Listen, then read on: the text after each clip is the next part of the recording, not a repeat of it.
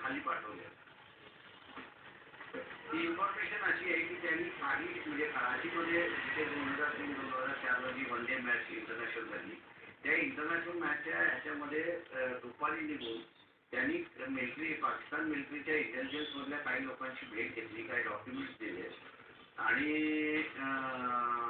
त्याची वाटाघाटी टाकली आणि त्याच्यानंतर ते परत आले. माझं म्हणणं असं आहे की गव्हर्नमेंट ऑफ इंडियाने त्यांना परमिशन दिली होती का याचा पहिल्यांदा खुलासा दिली नव्हती तर ही भेट का झाली हे त्यांनी असताना आणि नारायण राणेंनी नंतर विड्रॉ केलं हे वेगळं आहे. पण त्यांनी नंतर असताना म्हटलंय की 26/11च्या ह्याच्यामध्ये एका मंत्र्याने मदत केलेली आहे.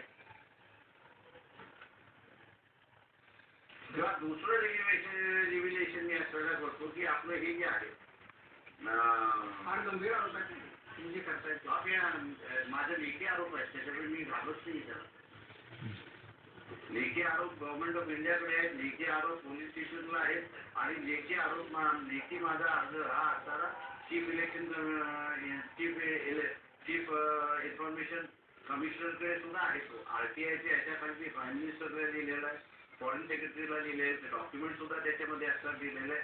आज कुणीही ते असताना डिनाय केलेलं नाही. आणि ते तुमच्याकडे लेखी माहिती आलेली आहे का तुम्हाला अशी माहिती आहे? मला अशी माहिती मिळालेली आहे. ती माहिती मी गव्हर्नमेंट ऑफ इंडियाला शेअर केली, ती प्राईम मिनिस्टरला शेअर केली किंवा फॉरेन एक्सटर्नल अफेअर्स मिनिस्टरला शेअर केली आणि ही माहिती खरी आहे की खोटी आहे ते मला सगळं सांगा. गेली 4 वर्ष चाललेली आहे.